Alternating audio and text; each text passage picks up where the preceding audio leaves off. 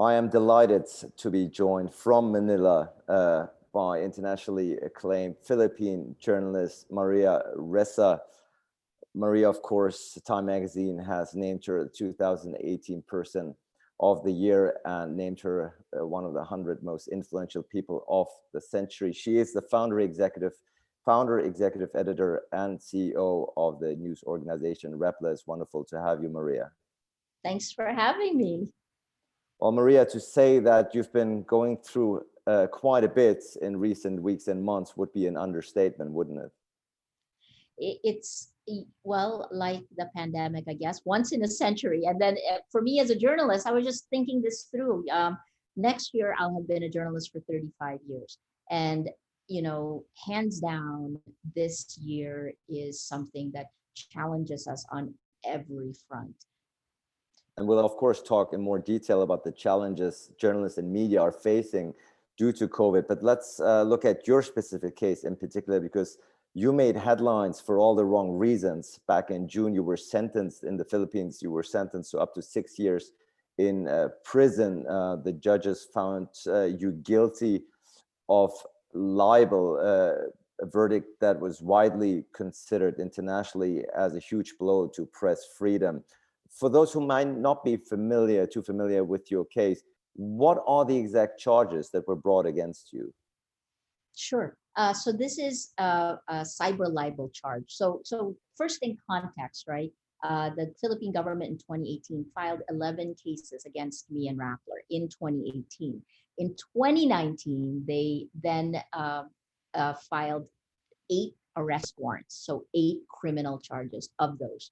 And this is the first to come to a verdict on June 15th, cyber libel, a story that was published in 2012 with some very novel interpretations of the judge. Judge Reynalda Estacia Montesa basically convicted me and a former colleague of cyber libel for a crime that didn't exist when we published this story 8 years ago. For me personally, it was a story I didn't write, edit, or supervise. And while my former colleague and I were convicted of cyber libel, Rappler itself was not. So, there were lots of legal acrobatics to get us to court and to this conviction. And the two big things that impact every Filipino is that in order to even get this case to court, they had to redefine the statute of limitations for libel. And it was changed from 1 year to 12 years. The second is this concept of republication online. Essentially, now I could go to jail for up to 6 years because an editor in 2014 changed one letter in one word. They fixed a typo in this story. And because of that, the judge then accepted that this case can be heard in her court even though it was published before the law was actually enacted.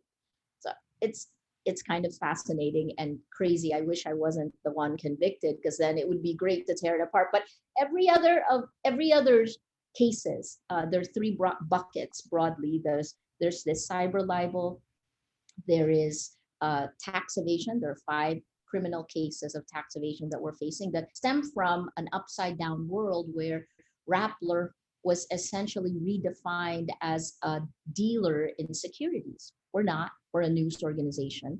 So that's playing out. The next verdicts for that will come out. And then the third is really the mother charge, which is securities fraud, ownership.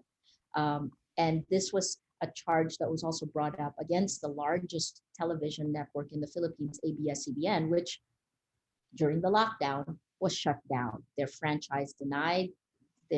This network, the largest in the country, is gone. You are internationally regarded as a reputable investigative journalist, and those charges and the sentencing, it's been internationally considered to be just a way, in essence, to intimidate and silence you. So I would assume you are being sort of put on a platter in order to intimidate other journalists in the Philippines. Could that be the case?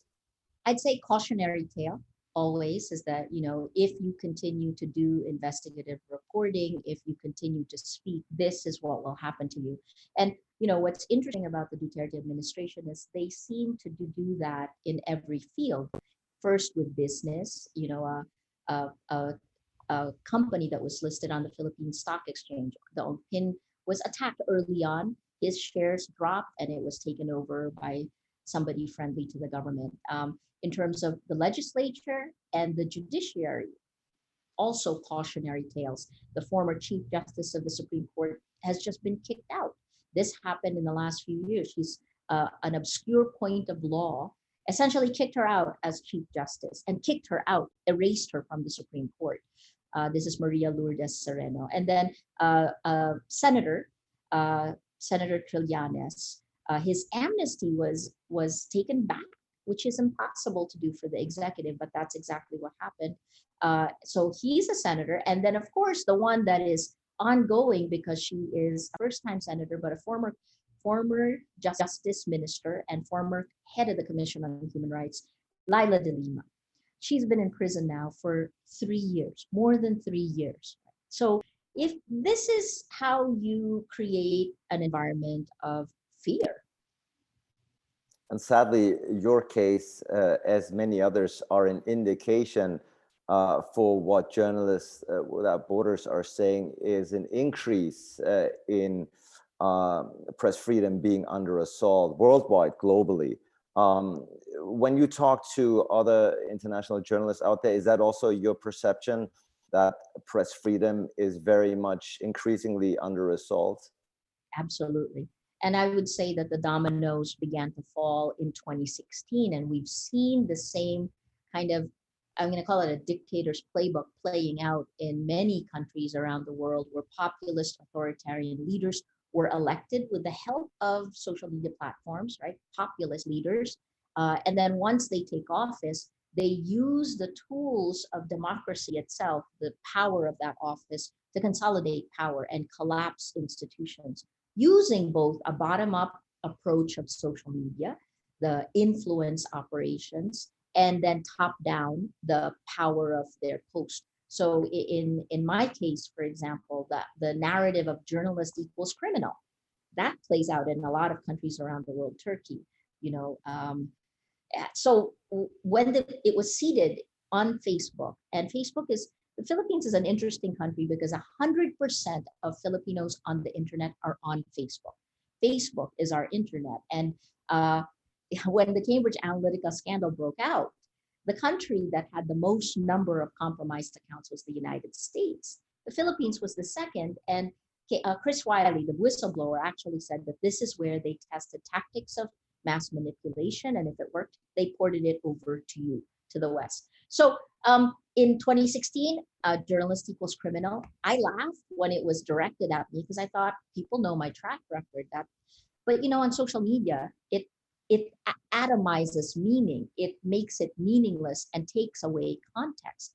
Plus, it's become with micro-targeting behavior modification system. So bottom up, exponential attacks saying journalist equals criminal. Then in 2017, President Duterte came top down and said this same thing in his State of the Nation address. About a week later, I get the first subpoena. And then 2018, I told you the 11 cases and investigations, 8 arrest warrants in 2019, and then the conviction in 2020.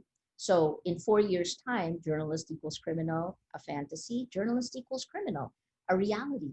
And that's just in the Philippines. Like if you look at the United States, we know that Russian disinformation networks targeted Americans. And one of the fracture lines that they targeted on both sides was Black Lives Matter. So take a look at what's happened in 4 years in the United States. And as they walk into elections now in November, I truly wonder how you can have integrity of elections if you don't have integrity of facts.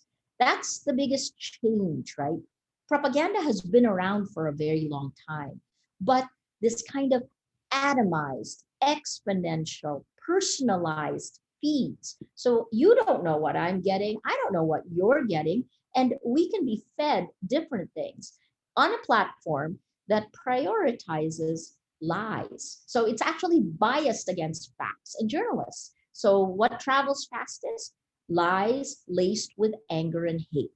They travel faster and further than really boring facts. That's the basic problem. If you can make people doubt the facts, then you can't have trust and you can't have democracy.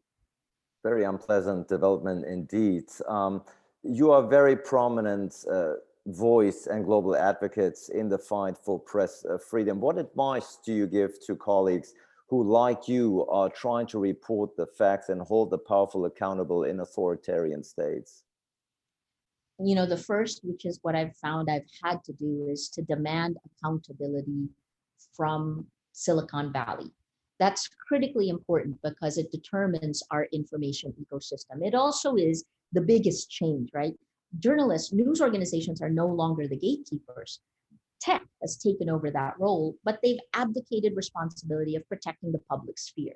That's a problem. And that's part of the reason that you actually see the kind of alternative facts. Right? Why would I have a different set of facts from you? That shouldn't be allowed.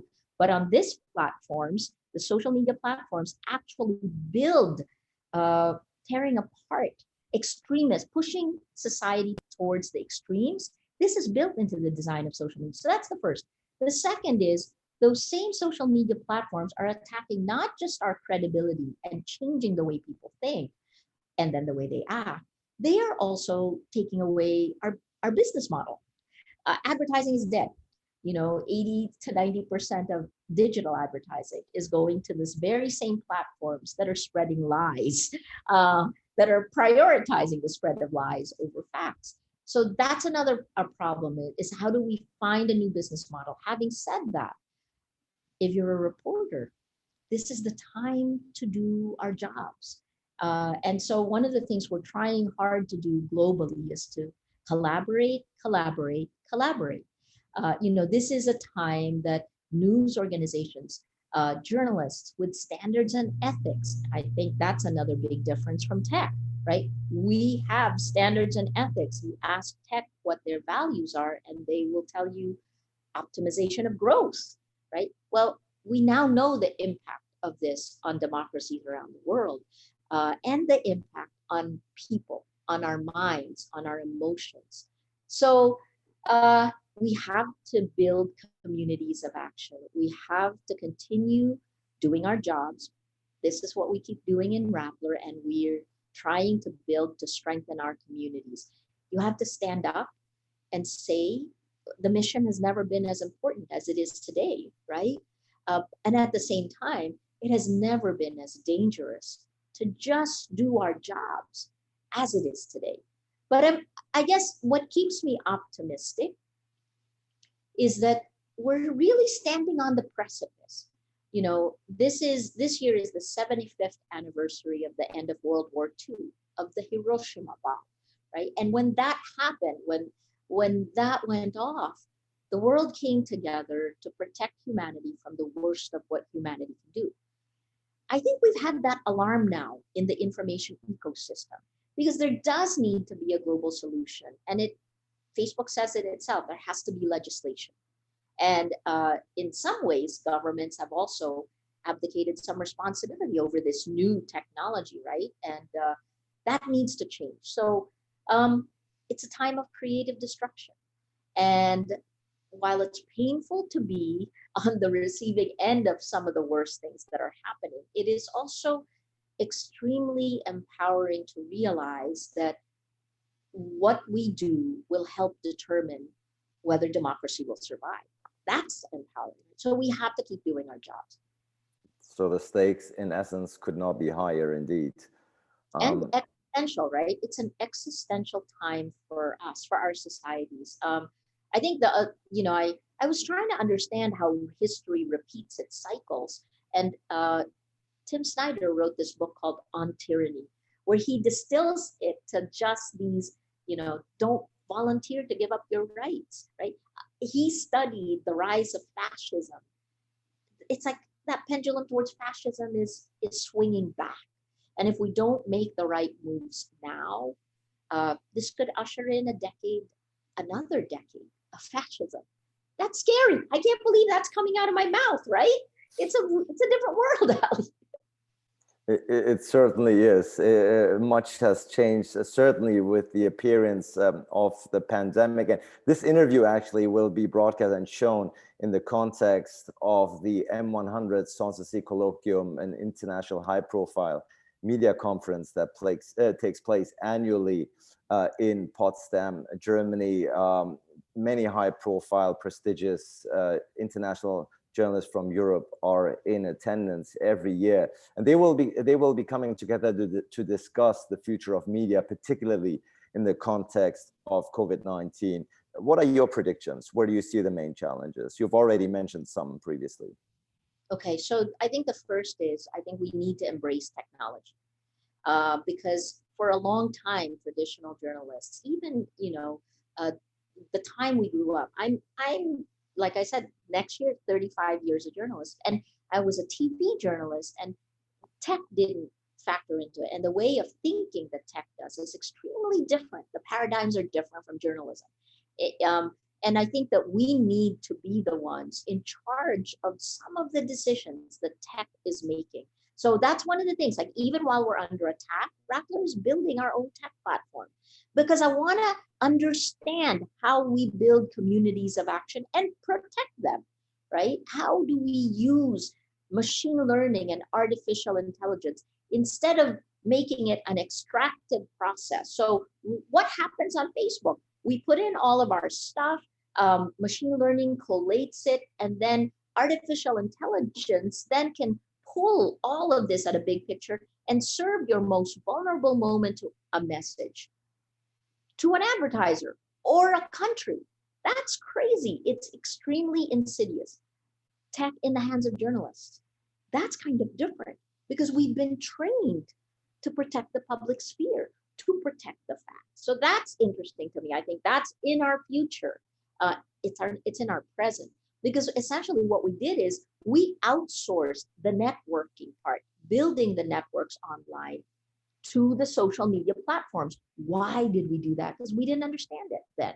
So we're now in a different place. And I think the second thing is, we're going to have to collaborate far more. One of the things that is both positive and negative that the social media platforms did is they united 2.6 billion people, cut across for the first time, because each country in the past had its own vertical silo of all the media in that country, and you could have your own voices that's natural for that nation. I think now it cuts across, and we can work against the weaknesses of the system, which frankly is really just the monetization. It's the markets of the prediction of our behavior without our knowledge. I think that's critically important, and that needs to get governed with principles of human rights. What else does it look like? I mean, I've been thinking about this a lot, because it's been 4 years that we've been under attack. And I think, I've been both privileged and cursed to see the evolution of the attacks on social media firsthand. I'm in charge of trying to find a business model for Rappler. And the time we came under attack was when we were forced to actually find a sustainable B2B model. And then the third is we're building our tech. So this is our future. We can't go back. We can't go back to the way the world was. But the tech right now, as it stands, Silicon Valley's decisions are being used in geopolitical power play, are being used in the dictator's playbook. And the first thing we need to demand is a stop to that impunity. Who is accountable? So, I guess you can say I was convicted on June 15th because Rappler and I stood by our convictions, which is the mission of journalism. And that's the last part. We need to stand by the values. We got to remind ourselves again, why do we do what we do? Why are journalists so crazy that they will risk their freedoms to try to protect your rights? Indeed, Maria, you've been most generous with your time. I know you have quite a few challenges to deal with on a daily basis, and there are very few journalists out there on a global basis who can formulate the necessity, the challenges often for journalism as eloquently as you can. Before we let you go, what message do you have to all to the M100 community, to the M100 participants. As I said, high-profile journalists from all across Europe, and I can imagine you have enjoyed quite a number of, quite a display of solidarity, perhaps, after your sentencing, haven't you? It's really been incredible. You know, again, when we created Rappler, the elevator pitch was we build communities of action. And, you know, I think I always said that the Venn diagram was investigative journalism, technology, and then community, right? I think this works globally right now as we are trying to figure out, you know, we're stepping out of COVID. I forgot to say this. What has COVID done? It has allowed authoritarian leaders to consolidate power. That's what's happened in the Philippines. President Duterte, in the last, this is our 26th week of lockdown. You know, he shut down the largest broadcaster. The last time that happened was when martial law was declared in 1972, and ABS-CBN was shut for 14 years. So they're gone. The network is gone. They're online, which is what the government says. You know, no, press freedom is alive. It isn't. But you know, I guess we're still fighting for the values, and we're demanding accountability. So I think those three things: civil society, we demand accountability from both tech and our governments, and then I guess the last part is we have to imagine the world as completely different from the world we lived in before COVID, because essentially when we come out of this, we will stand on the rubble of the world that was. World can we create? And journalists are at the front lines of this because you will determine the facts, as we always have, right? So the question there is, what kind of world are we going to, what's in our minds? How do we imagine this? Because the old world wasn't so good. You know, we can certainly imagine a more equal world, a more sustainable world. Climate change is still, look at the fires in California right now, right? And then the third one is more compassion, because social media has become a toxic vehicle that has appealed to the worst of human nature. So we need to come back. Everything good comes out of, well, I'm just hoping the good comes out of the goodness of human nature. And I'm hoping that as we come out of the destruction of the world we once knew, that we'll build something better. Well, it's wonderful to see that despite the obstacles and difficulties that you are experiencing personally, you still manage to remain optimistic and as fearful as ever. I think I speak for the entire M100 community in wishing you nothing but the best. You are a very important voice and face out there for press freedom, and keep doing what you're doing. And we wish you nothing but the best for the future. Thanks, Adam. Thank you, Maria, for joining us.